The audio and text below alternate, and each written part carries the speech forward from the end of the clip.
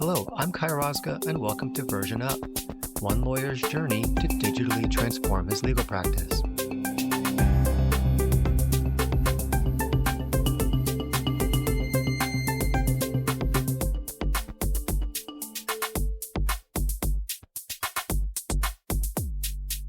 Hello, and welcome to Version Up. My name is Kai Rosga. Thanks for joining. I hope you enjoy this episode and learn a few things, but please don't take anything I say too seriously. This is not my day job, and all views expressed here are my own. Today, I'm super excited to be joined by Michiel Ypma, Head of Legal Operations and Finance at Zurich-based ABB. Michiel is my colleague and just about the only reason I've been able to figure out how to pay bills, hire outside counsel, and most relevant for our podcast here, how to scope out and execute on deployment of LegalTech to streamline my legal practice. Just a reminder, neither Michiel nor I are speaking on behalf of our employer, and we're here in our individual capacities alone. Let's dive in. Michiel, welcome to the pod. I'm really excited to have you on. Thank you. I would love to hear more about your background and how you got to your current role. I am the head of legal operations and finance for ABB. I've worked for this company for about 20 years, but not in legal. Actually, my background is in finance and accounting. I studied computer science and then did an MBA. Ended up working for ABB in the Benelux, or Belgium and the Netherlands. At some point made the jump to Switzerland, where I still live after 17 years, and had various roles in finance and accounting, including controlling, program management, and analytics, and ended up in one of our businesses at a certain point in my career and was the CIO and the head of analytics and data for the business. Jumped back into a corporate role, ran a big finance program, and somehow ended up in legal operations, running projects, and later on became the head of legal operations and finance for ABB. So that's 20 years in a nutshell. That's amazing. And this is the ultimate question. You are the first legal operations guest on the podcast, which I'm really excited about because I'll be honest with you, it's not a role that I knew much about until I went and started my journey trying to deploy technology as an in-house lawyer. So this question, I know, can be answered in a million different ways. But to you, what is legal operations and what is your role as the head of legal operations? So it's a very difficult question because in any other function, there isn't a specific role in operations. In my previous role in finance, it was embedded in the organization, and the same is true in IT. And therefore, legal is the odd one out. And I think it is very much related to the fact that legal has operated in a way that never changed until technology caught up with the function. And the legal and compliance needed to figure out how they incorporated those technologies and process improvements into their ways of working. Now, that could have been driven partially by financials, as in every single function over the last 40 years were driven by reduction of cost or efficiencies. And most likely legal is one of the last functions that has to do that. Tax may be included, as in tax always had the excuse, if we don't do the work, then our taxes will be higher. Therefore, there will be higher costs for the company. And the same is true for legal. Nowadays, I think that legal operations is very much focused on bringing in technology, but technology always serves a different purpose. And that different purpose is optimizing processes. And why do you optimize processes? Limited resources. And limited resources is both financial as well as people. And there is so many new regulations coming into play for big corporates that you have to do things more, better, faster, more efficient, etc. So I think it comes very much with the change in the environment, legal operations. I'm curious what kind of team one assembles to do all of that. How do you structure a legal operations team to meet all those challenges? It probably depends very much on the corporation that you work for. There often is an IT team. Now, we're lucky to have IT close to us. They're fully dedicated to us, a specific area within IT. In some other companies, it'll be integrated into legal operations. So IT needs to be very close to your organization so that you can actually implement the tools that support a particular process in a consistent way. We have a project management office to support the project managers. Project management is a skill set, and running projects is a lot of work if you do it well. Therefore, a project management office is required. Depending on your organization, you'll have finance and procurement included. A lot of the operational teams have procurement or legal procurement, making sure that there is a panel of law firms, that invoicing and spend management is under control.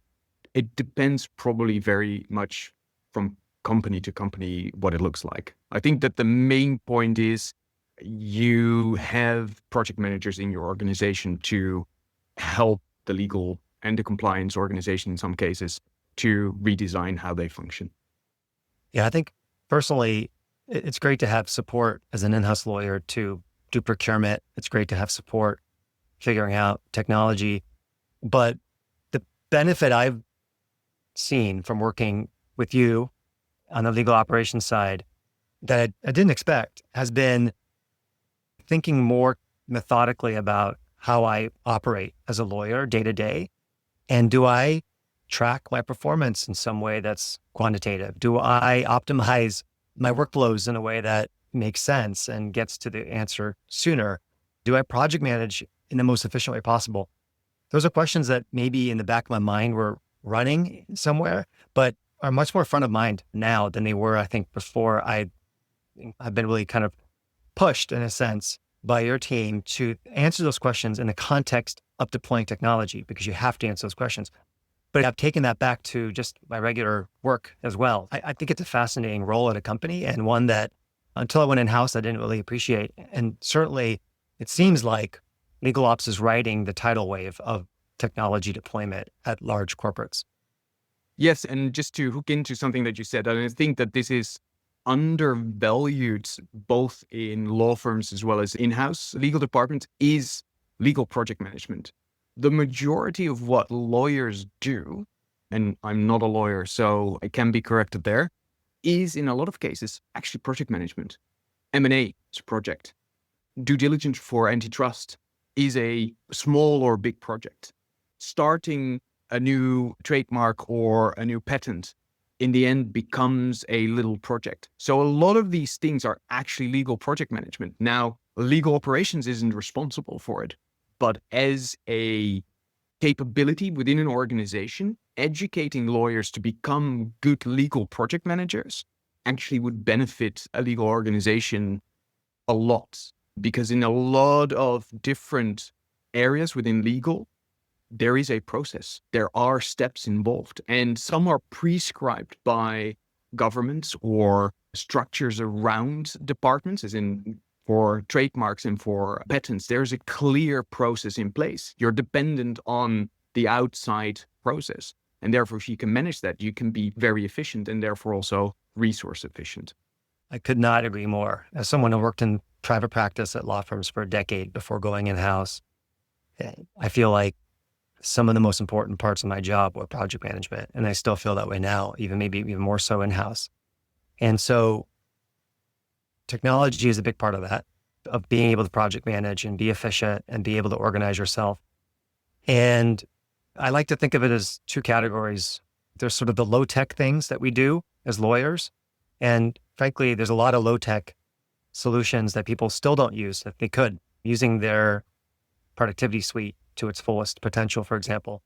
And then there's all the new flashy, exciting stuff that's coming out, especially, the AI-powered technology. So if we could just talk more about the technology side of it. You mentioned some of the justifications for deploying tech at a large corporate. I think you mentioned cost savings, efficiencies. Are there any others that maybe aren't top of mind for in-house corporates that people should be thinking about when they're justifying or thinking about what is the reason for looking to technical solutions? So clearly there's the whole resource question. There's also things that in the past you couldn't do that with technology you can do. For a lot of legal personnel, and it could be contract lawyers, etc., turnaround time is extremely important. Making sure that you respond to a customer, and it can be procurement, it can be somebody in sales, is extremely important. So if you get a 15, 20, 25 page document and you need to understand quickly if it is in line with your in-house guidances, what better way to do it than with AI? That allows you to quickly have a sense of where do we stand with this contract and give the response back to a salesperson and say, hey, it might not fully fit, but we can get there. Instead of having to plow through it and 2 or 3 hours later giving a response within, 15 minutes, you can have that answer to a salesperson. So the quicker actually is something that we can do with technology now. Clearly, on the other side, there's also security implications. Cybersecurity is becoming a bigger and bigger challenge. Making sure that your technology is up to scratch and therefore you minimize these risks is of utmost importance.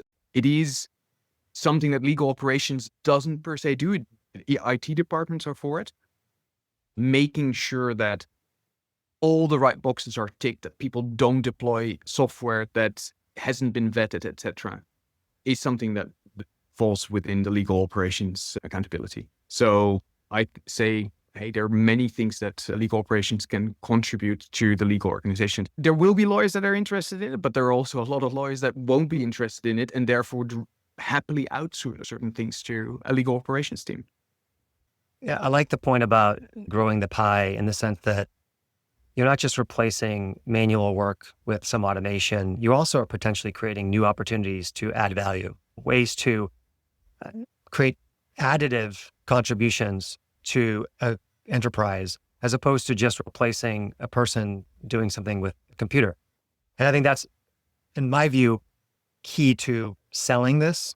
Also internally in the marketplace with law firms as well, is it's tougher to sell a product when it's the person who's buying it feels like they're going to buy their way out of a job. But let me drill down on another example you brought up with that, which I think is a really interesting one, which is you get the answer to the business person quicker. And to me, it's one of those areas where I could give you some examples from my practice where there's a lot of emails that happen until the person with the question gets to the person with the answer. And me as a subject matter expert, I'm often the last in the line of many people handing off a request until they figure out that my expertise is needed. And then they find me. And then I can finally work with giving them a solution and answer. Now, in that time span, could be days, it could be longer. The business is waiting, right? The business is missing sometimes an opportunity to execute on something that could create value. So at that point, to me, it's not just a cost saving, it's also something that can add to the value proposition that lawyers bring to the table by getting to an answer quicker so the business can quickly take that answer and go make the sale or go sign the deal. So with that in mind, how do you deal with the challenges of tracking the success of deploying technology, especially where it's not just a matter of tracking minutes saved? You really want to be able to maybe internally sell the idea that, hey, if we deploy this technology, this can create value for the organization. Is there a way to do that quantitatively, or is that more of a qualitative pitch that you have to make? I don't think that everything has been resolved in that. And that's not a legal problem per se, that's a project management problem. You always need to find the return on investment of whatever you come up with. In legal, because it is very much a people and a person business, it becomes harder because there's no hard cash often in it. Clearly, with legal spend, you can prove that there is less cost. So if you introduce a legal front door and you start to show that instead of it taking 2 days to give an answer back to a salesperson or a procurement person or somebody in the business, down to it takes you 2 hours, that is a great way of showing it quantitatively. But that also means that you need to do the research before. So making sure that you have a good business case in advance where you look at what are the KPIs that you can quantitatively measure, then doing the analysis and taking a cross-section of data points where you go, okay, so let me at least research 50 questions that have been asked to the antitrust team and look at 50 emails and say, hey, so when did it start and when did it get answered and how long did it take? And then do the same thing once you've implemented a legal front door or an AI solution to answer certain questions, and then see the response time. Then you can clearly say it's taken less time or it's taken less effort from a lawyer. But these are things that you can build into the project. It's a very good starting methodology and should be done more to also show the value of legal operations, not only of the COE or the center of expertise that might want to optimize a particular process, but it's actually the legal operations team that works with that COE to analyze it, to come to a conclusion and say, hey, this is how much time we've saved or how much money potentially we've saved. Some of the things that are easy is the cost of software. Often software was bought without many considerations, and legal operations teams might be better in finding the right applications at the right price, and therefore you can quickly show cost advantages. And I can speak of experiences where we've reduced cost, which literally saved hundreds of thousands a year. So it's an easy quantifiable KPI. I think that you need to do a mixture of qualitative and quantitative. Now, clearly, there's also a structure with reference teams. So involving people from the business in running projects and getting them on board and making sure that after the project is closed, they stay involved in projects and giving feedback and therefore optimizing the process further so that actually there are also the qualitative benefits out of it. To me, there's a big storytelling aspect to all of this, which is that those of us who are motivated and interested in seeing technology used more in legal practice are taking on responsibility to tell a story and explain why that's going to make sense and what the payoff is. Because for a lot of reasons, there's a resistance among legal users in particular to changing the way they do things. And so I think to overcome that, the quantitative is great, but I certainly think that an equal part of it is the storytelling.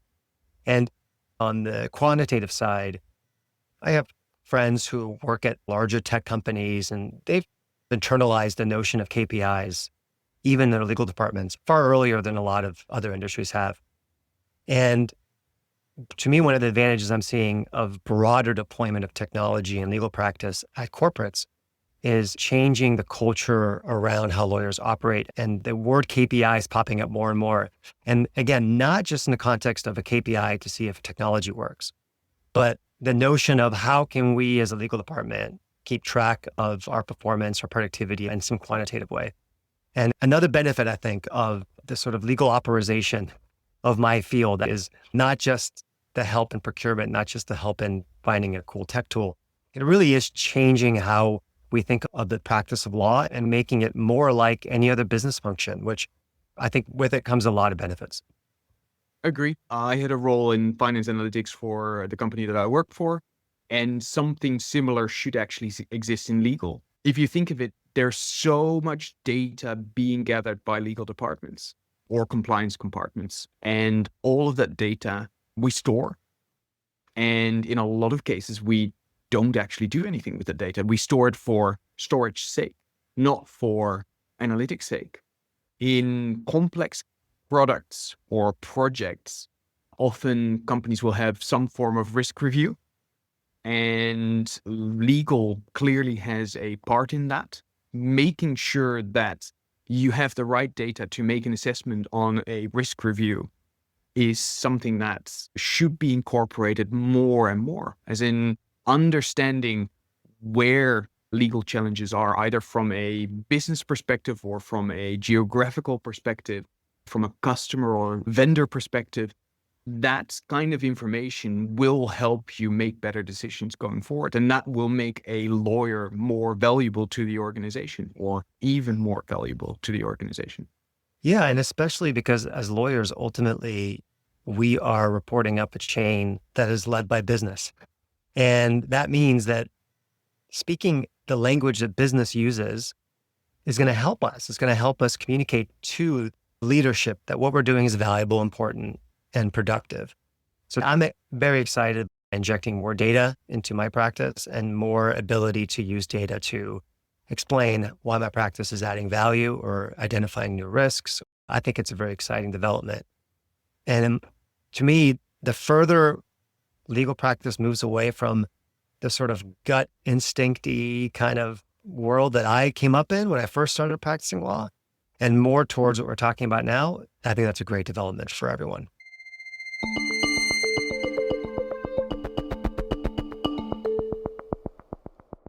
So, Michiel, let me ask you about deploying technology at a corporate. So you have to find tools. You have to figure out which vendors you want to reach out to. Then you have to pick a vendor. And then you have to figure out how do we get this product deployed? And then you have to get people to use the product internally. Can you tell me what are the factors you consider important in navigating that process so that you're finding the right tool for the right need and then it's actually getting utilized? Yes, I can. And there is no single way of doing this right. There are probably some things that make the process better than others, and it can still go wrong. Understanding why you're actually using a tool is extremely important. So first describing a process and then understanding where in the process a particular tool is used and why and what the deliverables are. I think part number one is in really understanding what is the outcome of using a tool. And that kind of means going to the end of the line, as in what is the output from a particular tool that you need to generate? And is that reporting towards the board? Or is that reporting for a particular KPI in new regulatory requirements like CSRD? That's the end point of the tool. Now, there's a whole process before that to get to those data points, and writing them down and understanding who the right stakeholders are and what the steps in the process are, that will build up the requirements from a functional perspective. Then there are many other requirements that for a lawyer are not that interesting, but for the products in itself are extremely important. So there will be IT requirements, there will be licensing and contract requirements, there will be support requirements and maintenance requirements. There can be requirements around access management and how it can actually be customized for a particular company. Every company is different. And sometimes they can fulfill those requirements and sometimes they can't fulfill those requirements. If you have strictly confidential data, you will have far stricter information security requirements. And in some cases, companies would want to control encryption keys. Now, this is not something that most lawyers will find interesting. That's where legal operations can speak the language with IT and figure this one out. If you need to control the encryption keys for a SaaS cloud solution, then that actually limits the number of vendors that can be selected. And therefore, you end up with a far smaller group of vendors. And then you go through an RFP with functional requirements. There will clearly be negotiations on price, and then seeing the tool in action for the users and getting the users involved in how they look and feel is very important as well. And then you have three pillars where you can build up. So it is your requirements that are quantitative. It is the demos with the suppliers, which is very qualitative, where the lawyers will feel, hey, this makes sense to me. I understand how a particular tool works. And then there's clearly the cost implications, and the outcome of that, all of that, then becomes a recommendation. Somebody makes a decision, and then the whole project starts. As in, that was a hell of a lot of work. And then the whole change management process starts, because you got the implementation, you might have migration. In the end, the success is the usage of the tool by the legal department and people actually either contributing to it or enjoying using it. Not always, but sometimes you have to do things for a greater good, which is never ending. Because people also, as in projects, will go, okay, yeah, delivered project, tool exists, the users are trained, done. And the answer is no. No legal department is static. So then actually operations comes even further into place, and that is new users need to be trained. changes need to be incorporated into tools. Once you start something, it should never end, because then it becomes the ownership of a process owner. And a process owner should sit in legal operations team, supported by the different functional areas or COEs, to continue delivering value to the organization. I am grateful for a lot of the handholding I have received from you and your team members on this issue, because I know that when I first came to your group, I had an idea of some features that were out there that I thought were interesting, or I saw some technology that looked interesting. But your team was quick to reframe that into a question of, what is the need you have? What is the problem you're trying to solve? And at first, my reaction was to think, well, I don't know. I want this tool.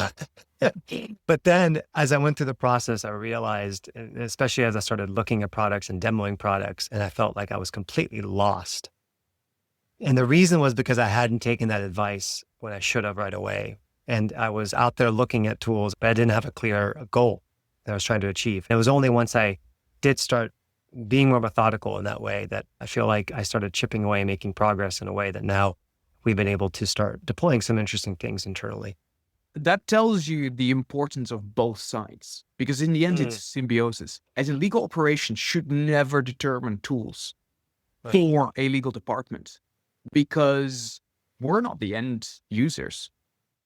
We're supporting an organization to do their best job, and that organization is the legal department. On the other hand, lawyers will have seen a demo, and demos are always better than in reality. And therefore, having that support and working together and having that dialogue, and in the end, becoming one single team to deliver something, is exactly what needs to happen. It should not be two departments. No, you are fighting, if I can use that word, for the same goal. And that is a better life for all. And if that is a better work-life balance because you can do something more efficient, yippee-yay, we've achieved something. Something big has changed, because as I think about it, before you had technology being deployed to help legal operations at a corporate or a law firm, but often other functions were pushing it. Finance people wanted technology. Procurement people certainly wanted technology, right? Managing outside counsel spend. And what feels different now is, for the first time, I feel like in my career, 15 plus years, I'm really looking at tools as something that will be directly related to my legal practice, my day-to-day legal practice. And I'm an immediate stakeholder in that decision, in a way where when I was at a law firm and at some point they added a document management system, I wasn't weighing in on that. No one surveyed me about which DMS to use or what my needs were for storing documents. And if it had, I wouldn't have responded because I wouldn't have cared. Eventually, someone picked a DMS, and that's great. A DMS is critical. You need to have it. But as a lawyer, as a practicing lawyer, I didn't care what the DMS was. It's different now, right? Now, the kind of things that I'm thinking about using in my practice, I really want to know what the product is. I really want to know how it works. I really want to know what it does. I'm really in there. And I feel like that has something to do with the fact that AI is taking legal tech in a direction that brings the products much closer to the legal user, meaning someone like me. Yes. Although I think in possibly one of your previous roles, you should have been asked about the document management system, because in the end, you're the user. The IT person who rolled it out will never use it. So if they wanted to be successful, they should have gone to Kai and said, Kai, hey, we're rolling something out. We like your input, because if it isn't any good, then we spend a lot of money and you won't use it. And the same is principally true for a taxi driver. As in, taxi driver, the role is actually not driving a car. The role is moving people from A to B. But him using a particular car and it functioning as it should and being handy, and therefore he doesn't create an accident left, right, and center.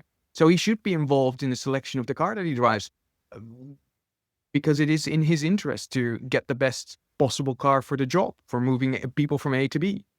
Now that I think about it, the first DMS I ever used at my previous law firm job was really bad. So maybe I should have been involved in the survey. And that is what, at least within my team, we're trying to achieve by reference teams and getting people involved in this process. Yeah. I guess what I'm thinking though is, in the end, if the DMS is clunky or a little inefficient, it's okay. It's an irritation in my day. Maybe it's a little less productive. But if I am looking to get a redlining tool, let's say I'm a contract attorney and all I do is commercial contracts all day, and there's going to be a redlining tool deployed at my corporate to help me with that. Boy, do I want to make sure that thing does exactly what I need it to do and that I trust it, because once Because that's now, deployed, that's embedded in my practice in a way where it yes, drives the results of my legal analysis. It drives how I'm seen as an effective lawyer or not. I don't know how to put it, but there's some difference of degree there for me. There's some step change that's happening now. fully agree. And I think that AI isn't per se the driver, it is one of the drivers. I think it is the realization in legal and compliance that tools can benefit the processes. So CLM, so contract lifecycle management. If you're a contract lawyer, you get the question, the vessel Evergreen is stuck in the Suez Canal, and either there's stuff on that ship that can't go anywhere that you should have in a factory, or there's 16 ships behind it that contain stuff that should come to your port so that you can actually build something. The answer is you need to figure out quickly what contracts are impacted by it. And therefore, in the old days, you might have had drawers in which your contracts were stored. Nowadays, having a good CLM system will support you in that process, and you get an answer to a question far quicker because there is a tool to support you. So as a contract manager, it's not only AI, it will be a CLM system as well. So yes, I think that legal might be late to the game, because clearly in finance and accounting, ERP systems existed in the 1960s, 1970s, based on mainframes, not as advanced as they are now, but hey, there was something there. For legal, that wasn't the case. Now, maybe that's actually an advantage because, like in telephony, you've kind of skipped the landline and you've gone to the iPhone in one big jump. And AI is there to make the day for the legal department.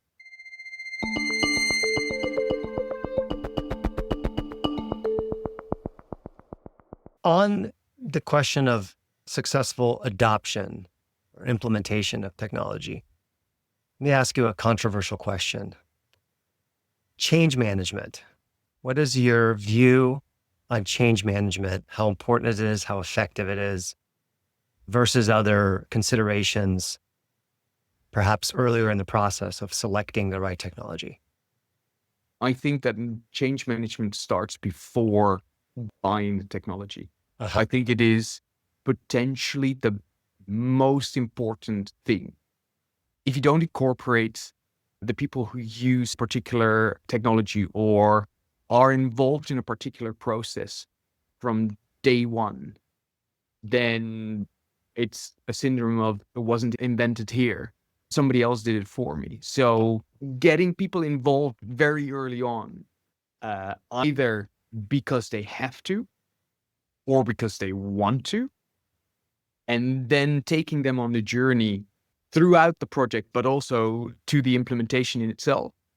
And then making sure that with those people, you can actually bring the message across to the wider public is extremely important. And it doesn't need to be from day one, every single person, but at least a group of people. It also starts with things like communication around projects, as in keeping things hidden until they're done and then just dumping them on somebody's plate or announcing it as in, hey, there's now the next big new DMS. That won't go down well. So better start communicating, hey, there is this project. We're trying to achieve this. Contributions from people are welcome. Incorporating people into this whole process and making them feel part of the change, including the fact that if there is any fear that it might impact their job in some form or way, either through technology like AI, where people are afraid that it'll actually take over their job.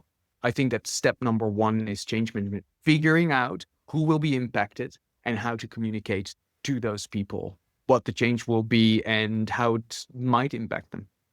I like your broadening out of what change management is. I was thinking too narrowly of examples like training on how to use Copilot with your PowerPoint, or my law firm friends who get weekly emails reminding them, you need to use Harvey because we're paying a lot of money and we need the data. So use more of it. But you've really broadened it out appropriately into a process where you're getting buy-in early on, you're getting support early on. And so by the time the tool is actually deployed, everyone's already sort of invested.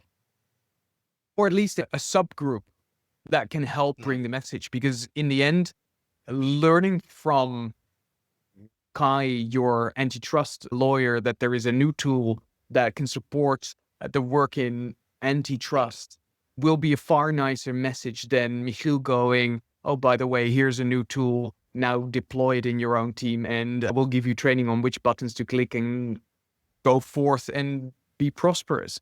As in, that won't work. As in, I think that getting people on board and help create that message is the most important part of a successful project.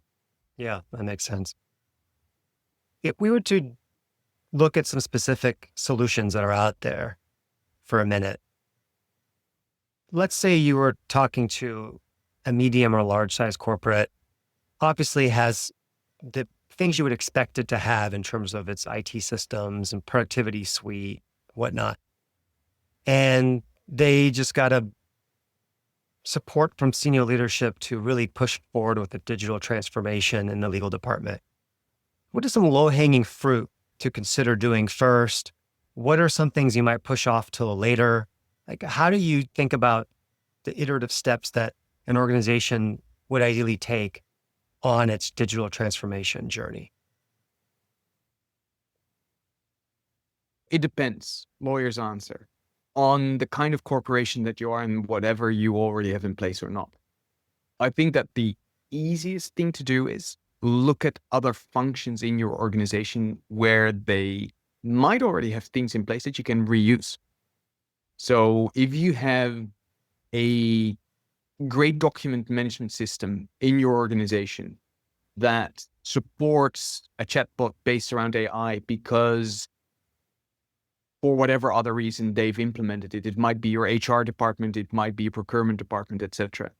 And you can leverage that, and you can, if policy management belongs to legal, and you can incorporate your policies in such a similar tool, and you could deploy it within months, then that's the first step you make. It sounds like there's no cheat sheet that will show you the entire legal tech stack and tell you, do this first, then do that. It sounds like it's really going to depend on the organization and what their needs are. Yes.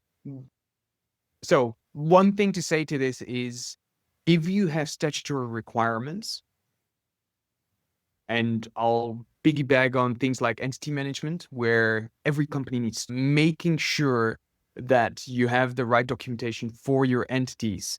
So if you don't have that in place, make sure that you do, because the pain of not having it when something goes wrong, or when you divest half of your business, or when you acquire a company, is essential. And as a segue, if you would look at what you should prioritize from the bigger things in organizations, I would say pick the one, and it's probably the most difficult one, contract lifecycle management.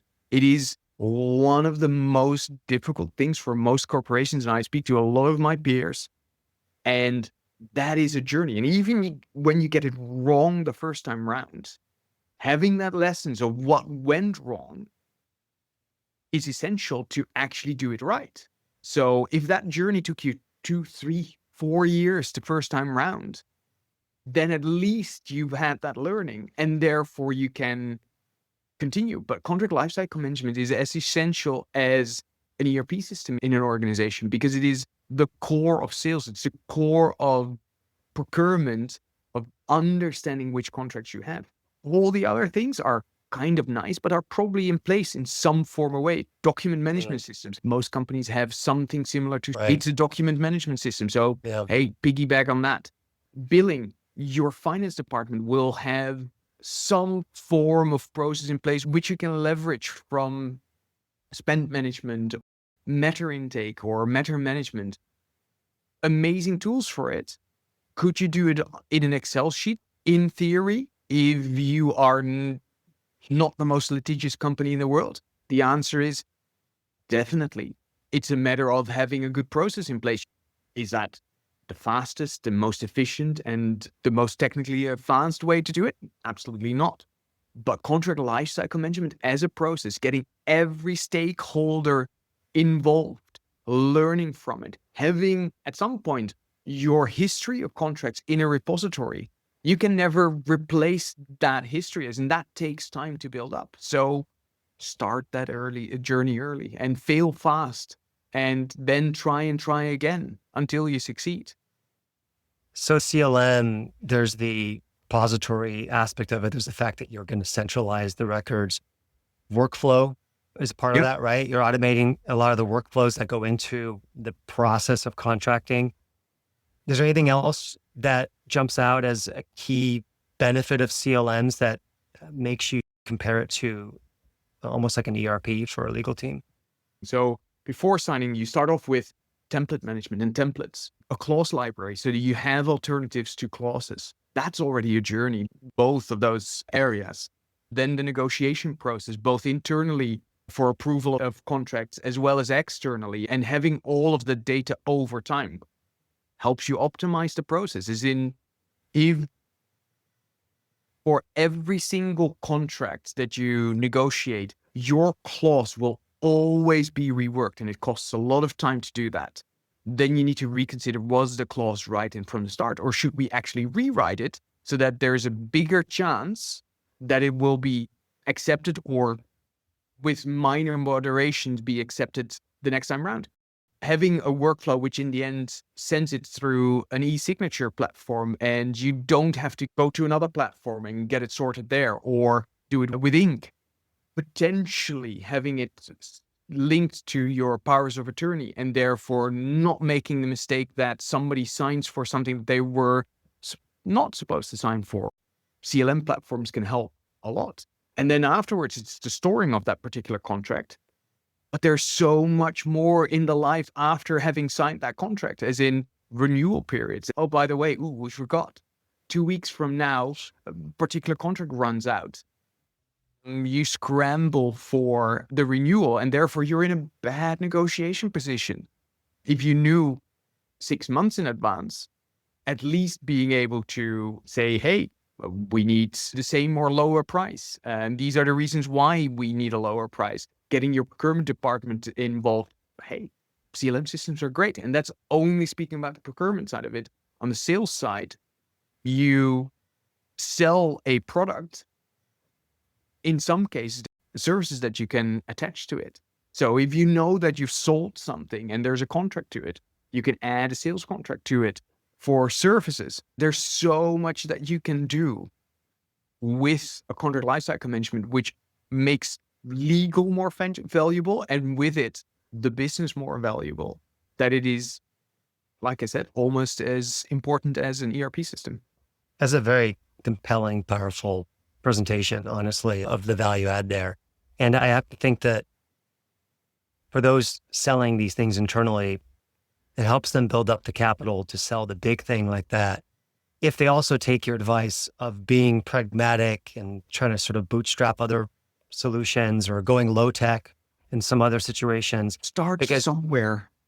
it also builds the trust, right? Because if you go to a person and every time they say, let's go spend $1 bajillion on this really snazzy tech solution, and it costs a lot of money. Maybe it doesn't end up being as effective as people expect. Maybe it's only incrementally more helpful than what they were doing before. You lose that trust. And I love that whole approach of really thinking about how to find existing solutions that you have already or keeping things low tech, because in the end, your clients, however you want to define them, are going to be looking at the outcome more than anything else. And if they get 80% of the outcome from a solution they can use right now, It's pretty that good. is a huge proposition to make, as opposed to let's go Absolutely. spend a year with an RFP process. So that's a really good tip. And often you can find a use case which will actually render a tool for free. So a CLM system is clearly one of them. A certain example is tariffs, understanding what contracts you have, what the implications of tariffs are for those contracts, and how to deal with them in a quick way by having access to all of the contracts and potentially being able to use AI to analyze those contracts will have automatically rendered that tool for free for the next year.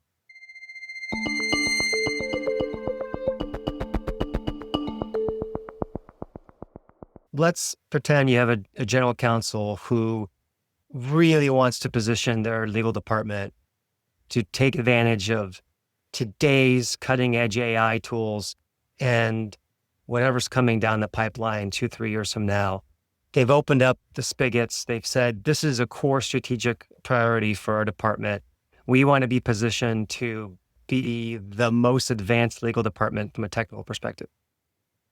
What advice would you give that legal department today in terms of the foundation they can build or the steps they can take now to position themselves to be able to take advantage of the most cutting edge technologies, whether it's existing or things that we can reasonably predict might be in the market in a few years? Become good friends with the CFO and make sure that you have money.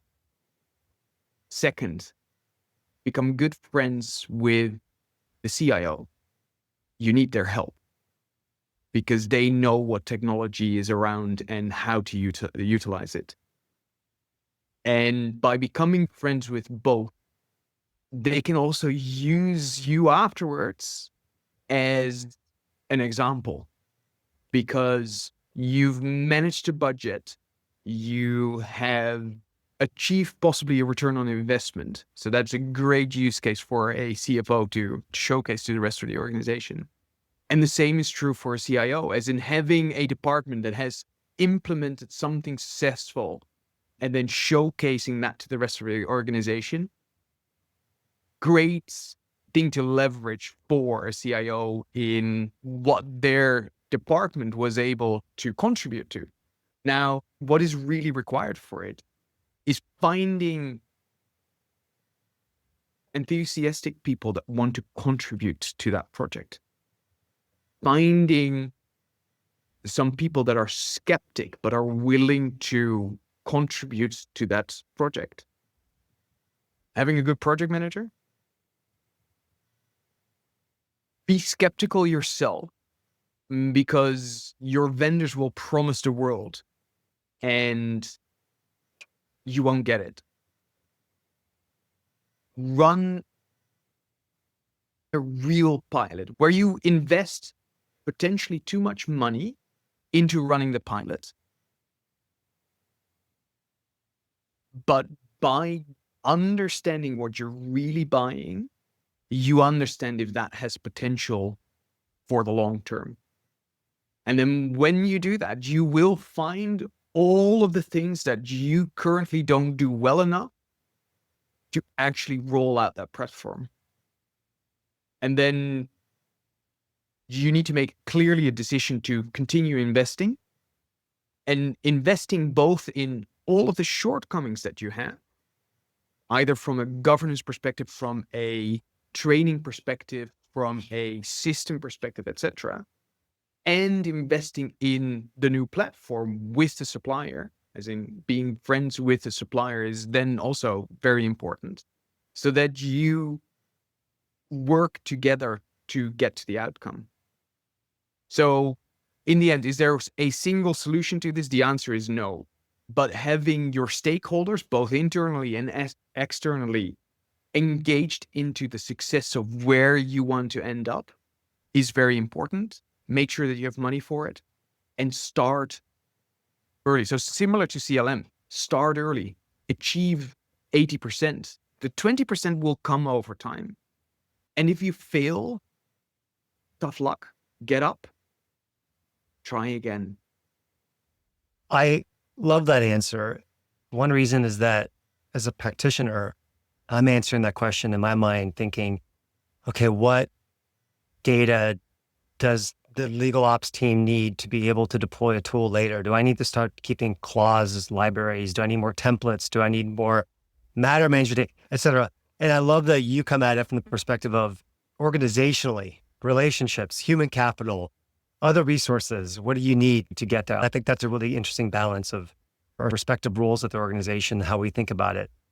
And I also really appreciate the point about the iterative nature of this process and the willingness to fail. Because as a lawyer who spent most of his career at law firms and practiced law representing sophisticated clients and high stakes matters, lawyers are extremely resistant to failure, and they're extremely resistant to ever being wrong, because often the stakes for them to be wrong are extremely high.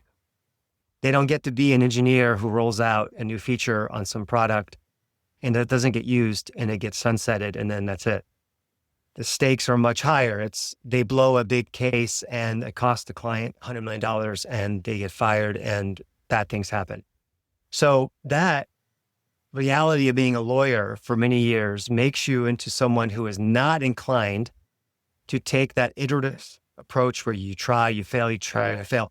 And yet that is the thing that technology people will tell you is critical to successful deployment of technology and development of technology. And so that's something I've had to learn. And I think it's something that lawyers are going to have to learn, especially as we all get more involved in the selection of products that we deploy and identifying our needs and being able to translate that for people like you, the legal operations people. So I'll respond to that, and I'll be the last person to admit that he wants to fail, and I'll explain that. The aim should clearly not to fail, but don't think that you'll always succeed and that it is the worst thing in the world that you will fail. I'm a computer scientist. My lessons learned when I was in my first year in computer science had to do with logic and mathematics. It is a sad case where in the 1980s, radiology machines for cancer patients had a critical failure, which was a mathematical anomaly where in certain cases with certain values, radiation was way too high and therefore several people died. So even for engineers, actually failing is not an option because the stakes can be extremely high. However, in legal operations and software development, it isn't life-threatening in most cases. So you can try things in a small scale. And if they're successful, then you can roll them out. If they weren't successful, some of the prerequisites might not have been right. And therefore, you haven't risked everything from the get-go. So understand the impact of your rollout. And if something goes wrong, will that stop the operations? And if the answer to that is no, then you can fail. If you have no option to fail, then you need to make sure that it's perfect from the start or semi-perfect from the start. Having a organization around you that is willing to try and is willing to do pilots and is willing to invest in these kind of things and taking it small and then expanding on it is probably the most important thing. Don't think that you have to roll something out to an entire organization in one go if there is a risk of failure. I appreciate you pushing back a little on that. And I think I am giving lawyers too much credit there because as I thought about it in your answer, if you asked me to pick a trauma surgeon, if you told me there was one trauma surgeon practicing for 10 years who has never failed, I probably would not pick that surgeon. I probably would pick the one that's failed a few times just because I think they probably learned something, right? So, and those stakes are the highest stakes you could have. So point well taken.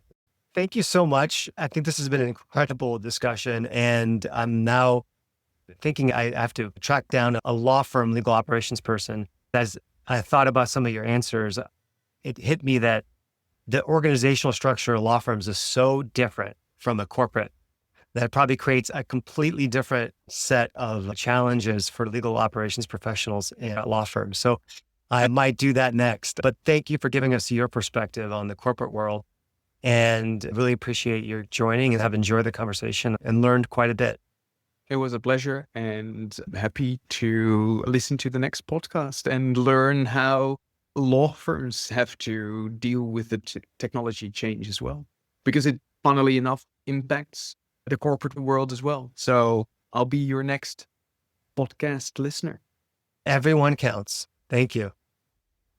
So that's it for today. Thanks again for listening to Version Up with me, Kai Roska, and music by Brett Ryback.